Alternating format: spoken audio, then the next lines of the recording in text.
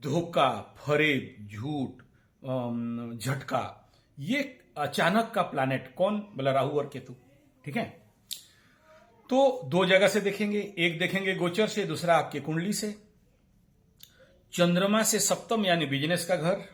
ठीक है, तो चंद्रमा से सप्तम मतलब स्पाउस, चंद्रमा से सप्तम मतलब आपके डिस्टेंस टूर एंड ट्रैवल्स, और लग्न से नवम मतलब पिता, नवम मतलब आध्यात्म।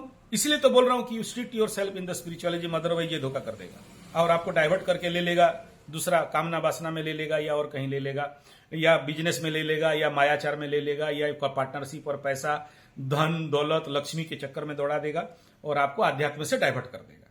जबकि शनि बोलता है कि आपका कुंडली में कि be stable in the spiritualism.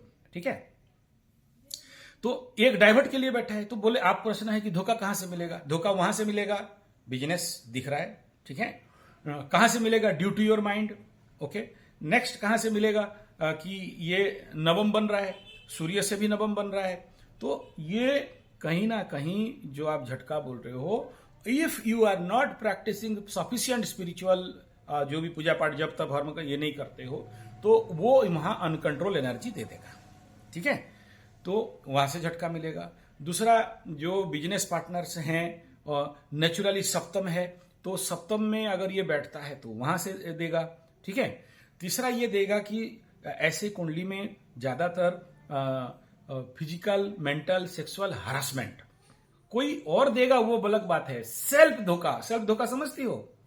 मैं मेरे को ही धोखा देते जा रहा हूं लेकिन मुझे समझ में नहीं है, क्योंकि राहु को एनेस्थेसिया भी बोलते हैं। ये क्या करता है? एनेस्थेसिया इंजेक्शन देके पीटता है।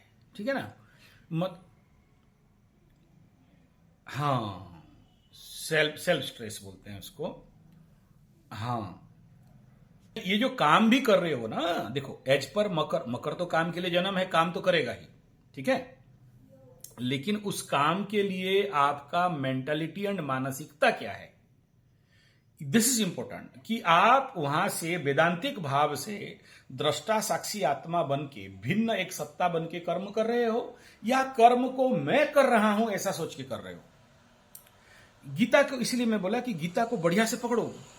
मेरा नाम संजय है और मैं पीएचडी इन गीता, श्रीमद् भागवत गीता। ठीक है ना?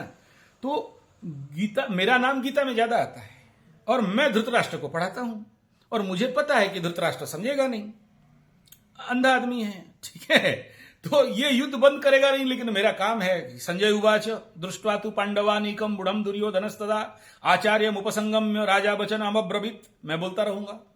ठीक है ना? तो यहां फैक्ट क्या है कि हम अपने आप को धोखा देते हैं और हम समझ नहीं पाते। This is called self hallucination and self illusion. ठीक है, तो यहां से कैसे मुक्ति होगा? आप चलो, आपको बाहर वाला कोई धोखा नहीं दिया, लेकिन जब जिंदगी का अंत होगा तो उस समय आप बोलोगे यार धोखा तो कोई नहीं दिया, लेकिन मैं खुद को धोखा दे दिया।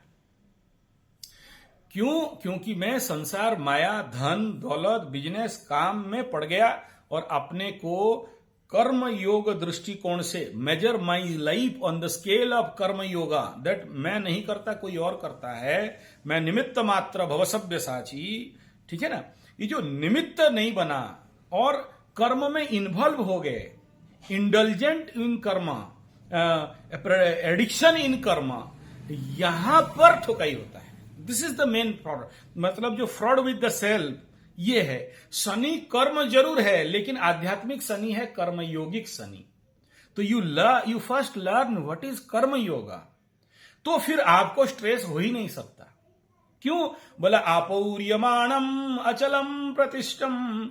तो ये जो सूत्र है ना, ये स्ट्रेस से फ्री करता है। चतुर्थ अध्याय में चले जाओ और इस श्लोक को अध्ययन करो, आपूर्यमाणम अचलम प्रतिष्ठम। इसको अगर डीपली पॉन्डर ओवर दिस सूत्र ना, तो फिर आप देखना कि कर्म तो हो रहा है, मैं नहीं कर रहा हूं, कोई और कर रहा है। और जब वो कौन कर रहा है ये समझ में आ गया, फिर मेरे को ना सुखेशु विगत मना दुखेशु विगत स्पृहा। ठीक है ना? सुखे दुखे समय कृत्वा लाभा लाभो जया जयो तथा योगाय युजस्व योग कर्म सुकौशलम।